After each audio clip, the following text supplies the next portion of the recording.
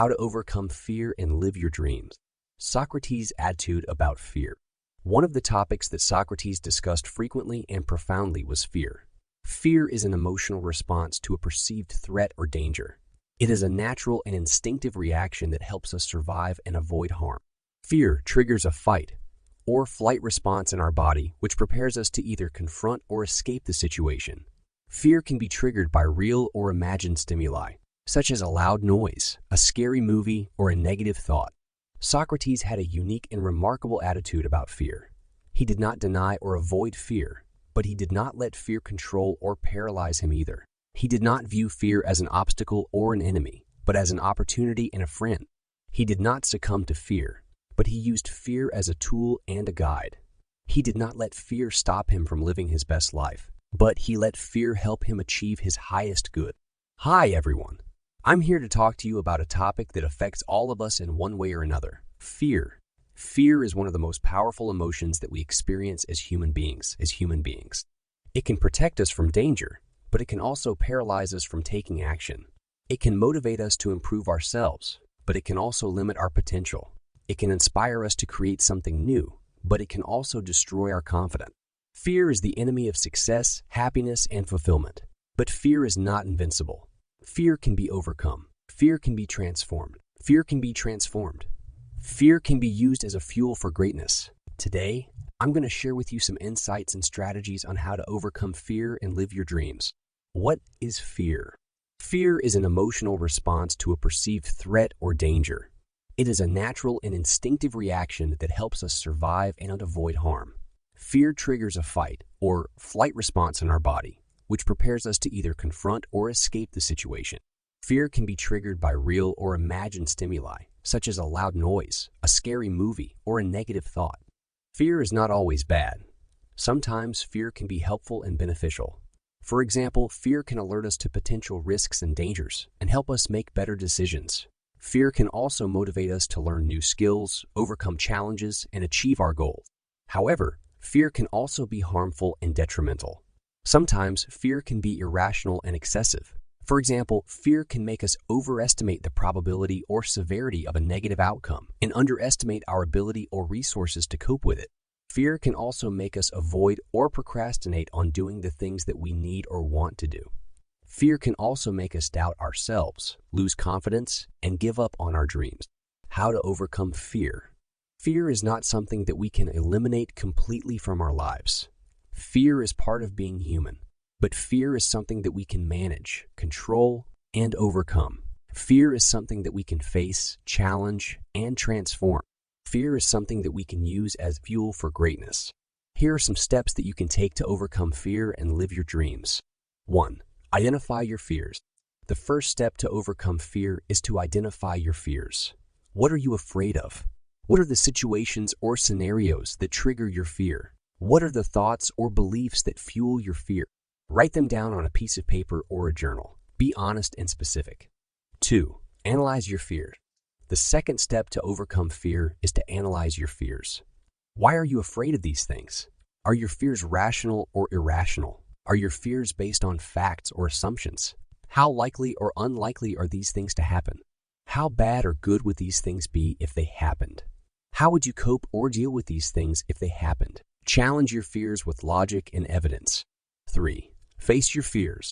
The third step to overcome fear is to face your fears. Don't run away from them. Don't run away them. Don't let them stop you from doing the things that you need or want to do. Instead, confront them head on. Expose yourself to them gradually and repeatedly until they lose their power over you. Do the things that scare you until they don't scare you anymore. 4. Learn from your fears. The fourth step to overcome fear is to learn from your fears. Don't let your fears define you or limit you. Instead, let them teach you and grow you.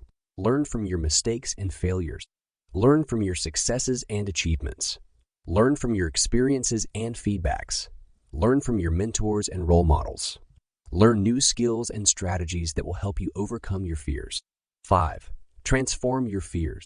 The fifth step to overcome fear is to transform your fears. Don't let your fears control you or paralyze you. Instead, let them motivate you and inspire you. Transform your fears into excitement and enthusiasm. Transform your fears into passion and purpose. Transform your fears into courage and confidence. Socrates' analysis of fear. Socrates was a rational and critical thinker who always sought to understand the nature and causes of things.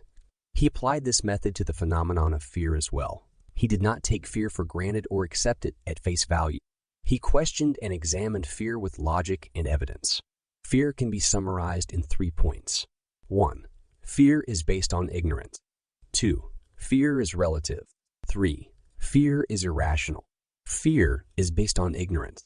Fear is based on ignorance. Ignorance is the lack of knowledge or awareness of something. Socrates argued that we fear what we do not know or understand. We fear the unknown and the uncertain. We fear the things that are beyond our control or comprehension. For example, in Plato's Apology, Socrates explains why he does not fear death.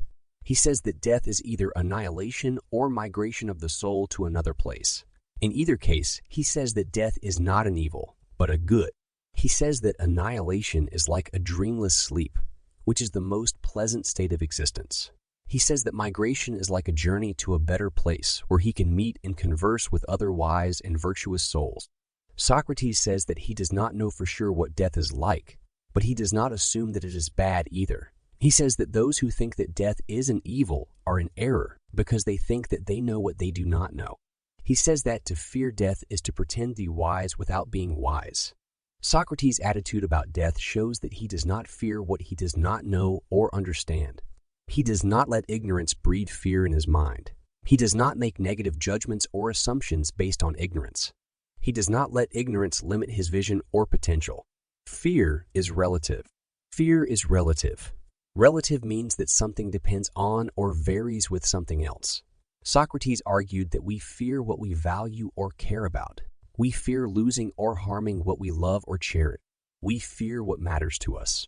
For example, in Plato's Laches, Socrates discusses the nature of courage with 2 generals, Laches and Nietzsche. They agree that courage is a kind of endurance or perseverance in the face of danger or difficulty. However, they disagree on whether courage depends on wisdom or knowledge. Laches argues that courage does not depend on wisdom or knowledge. He says that courage is a natural quality that some people have more than others. He says that courage is independent of what one knows or thinks about the situation. Nietzsche argues that courage depends on wisdom or knowledge. He says that courage is a rational quality that some people have more than others. He says that courage depends on what one knows or thinks about the situation. Socrates sides with Nietzsche and shows that Laches' view leads to absurd consequences. He shows that if courage does not depend on wisdom or knowledge, then anyone who endures anything without knowing why or how is courageous. He shows that this would mean that animals, children, and fools are courageous, which contradicts common sense. Socrates' argument shows that he does not fear what he does not value or care about. He does not let fear be arbitrary or subjective. He does not make fear a matter of quantity or intensity. He does not let fear be irrational or blind. Fear is irrational. Irrational means that something is not based on or consistent with reason or logic. Socrates argued that we fear what is not real or true. We fear the false or the illusory. We fear the false or the illusory. We fear the things that are not in our power or responsibility. For example, in Plato's Phaedo, Socrates discusses the nature of the soul and its immortality with his friends before his execution. He says that the soul is the principle of life and intelligence in us, and that it is distinct from the body and its senses. He says that the soul is immortal and indestructible, and that it survives death and transmigrates to another body. Socrates says that he does not fear death because he knows that death is not the end of his soul or his existence. He says that he does not fear the opinions of others because he knows that they are not the judges of his soul or his actions. He says that he does not fear the gods because he knows that they are good and just, and that they will reward him for his virtue and wisdom. Socrates' attitude about death shows that he does not fear what is not real or true. He does not let fear be based on or influenced by appearances or opinions. He does not make fear a matter of emotion or imagination. He does not let fear be unreasonable or unjust. Socrates' response to fear. Socrates was a courageous and virtuous man who always acted according to his principles and convictions. He faced many dangers and difficulties in his life, but he never gave in to fear or cowardice. He responded to fear with wisdom and action. Socrates' response to fear can be summarized in 3 points. 1. He questioned his fears. 2. He controlled his fears. 3. He overcame his fears. He questioned his fears. Socrates questioned his fears. He did not accept his fears as given or inevitable. He challenged his fears with logic and evidence. He examined his fears with curiosity and openness.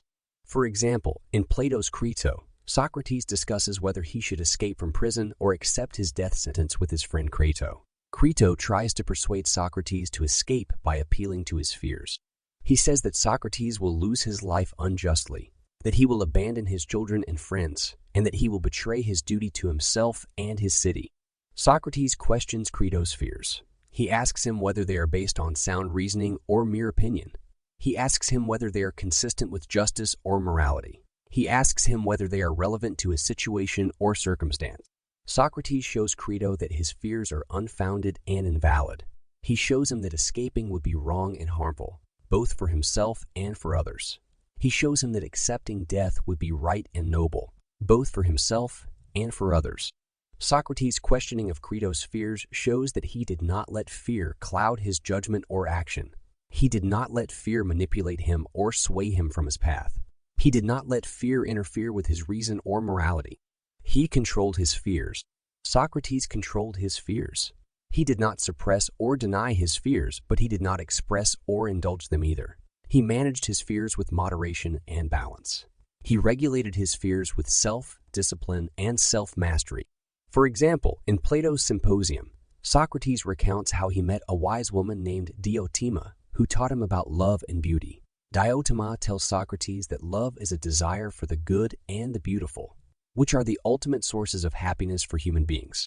She tells Socrates that love is a process of becoming good and beautiful oneself, by ascending from the lower to the higher levels of reality and knowledge. Diotima says that love is a ladder that consists of 6 steps. Love of a beautiful body, love of all beautiful bodies, love of a beautiful soul, love of all beautiful souls, love of beautiful souls, love of beautiful laws and institutions, and love of the form of beauty itself.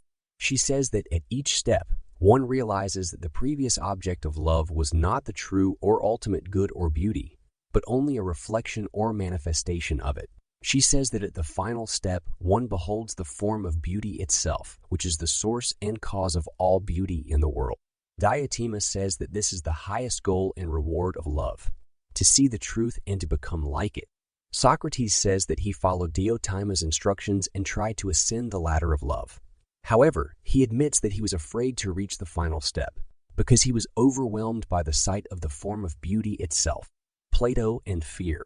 One of Plato's insights about fear can be found in his dialogue Phaedo, where he portrays Socrates facing death calmly and confidently.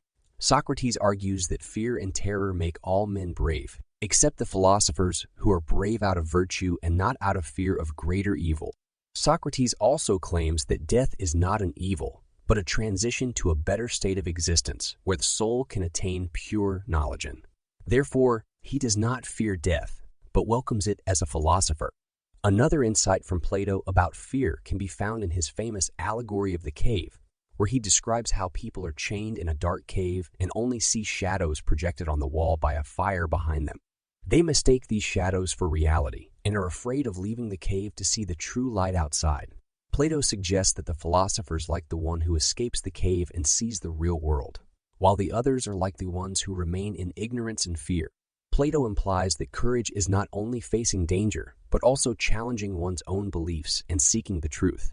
Plato's insights about fear are still relevant today, as they invite us to examine our own fears and how they affect our actions and choices. Plato encourages us to overcome our fears by pursuing wisdom and virtue, and by recognizing that there is more to reality than what we perceive with our senses. Aristotle and Fear. Aristotle was another famous Greek philosopher who wrote about many topics, including fear. According to Aristotle, fear is a natural emotion that can make people act courageously or cowardly, depending on their rationality and virtue. Aristotle believed that true courage is facing the right things and for the right reasons, and that only virtuous people can achieve this kind of excellence. One of Aristotle's insights about fear can be found in his work Nicomachean Ethics, where he analyzes courage as a moral virtue that lies between the extremes of rashness and cowardice. Aristotle argues that courage is not simply the absence of fear, but the ability to endure or resist fear when it is appropriate and noble to do so. Aristotle also claims that courage is not the same as confidence, which can be based on ignorance or experience, but rather a rational choice that follows the moral law too. Therefore, he does not admire those who are fearless or reckless, but those who are brave out of virtue and not out of compulsion or emotion. Another insight from Aristotle about fear can be found in his work Rhetoric, where he discusses fear as one of the emotions that can be used to persuade an audience. Aristotle defines fear as a pain or disturbance caused by imagining a future harm or evil. 3. He also identifies the causes and objects of fear, such as things that are uncertain, imminent, powerful, or likely to happen. 3. Aristotle suggests that fear can be aroused or diminished by using arguments and examples that appeal to the audience's beliefs and expectations. 3. Plato implies that fear is not only a natural response to danger, but also a rhetorical tool that can influence human action. Aristotle's insights about fear are still relevant today, as they invite us to examine our own fears and how they affect our actions and choices.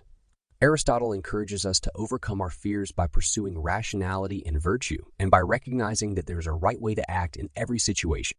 Conclusion: fear is one of the most powerful emotions that we experience as human beings. It can protect us from danger, but it can also paralyze us from taking action. It can motivate us to improve ourselves, but it can also limit our potential. It can inspire us to create something new, but it can also destroy our confidence. But fear is not invincible. Fear can be overcome. Fear can be transformed. Fear can be used as a fuel for greatness. Today, I have shared with you some insights and strategies on how to overcome fear and live your dreams. I hope that you have found them useful and helpful. I hope that you will apply them in your life and see the results for yourself. Remember, you are not alone in this journey. You have the support and guidance of your family, friends, teachers, coaches, and mentors. You also have the power and potential within yourself. You have the ability and resources to cope with any challenge or obstacle that you may face. You have the vision and passion to pursue any goal or dream that you may have. Don't let fear stop you from living your best life. Don't let fear stop you from being your best self. Don't let fear stop you from making a positive difference in the world. Face your fears, challenge your fears, overcome your fears, and live your dreams. Thank you.